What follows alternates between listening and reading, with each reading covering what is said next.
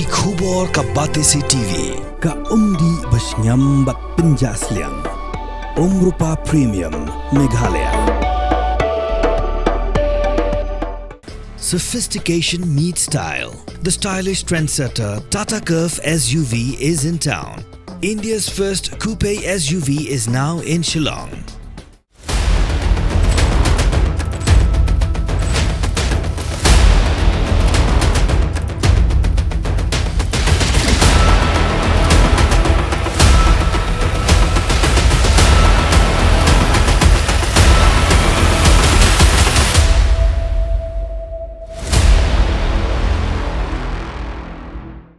We were hopeful that we would win, and I think that's what we did right now. Still waiting for the final result to be declared, so I think we should do it. How are you feeling with each round of results? You are nervous? Of course, I think as every candidate is, gets nervous for the result, I was also.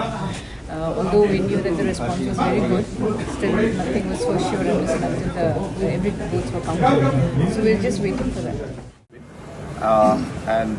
The results are as per expectation. So we're very happy that the people of Gambegre have voted for development, and we are very committed to that. And once again, would like to take this opportunity to thank the people of Gambegre. We still have to wait. We still have the last round left. So let's wait for the final results and the announcement. But looking at the trends, it looks like we are quite comfortable, and we should do it. See, every election is different. One has to look at election from a different perspective, and things change. Voters are intelligent, even though they may be from rural areas, but they know what is good for them and how they should vote in every election. So this election, as I said, they have voted specifically for change in terms of the constituency and development. So future also we have to see how things go, and every election is to be looked at from a different point.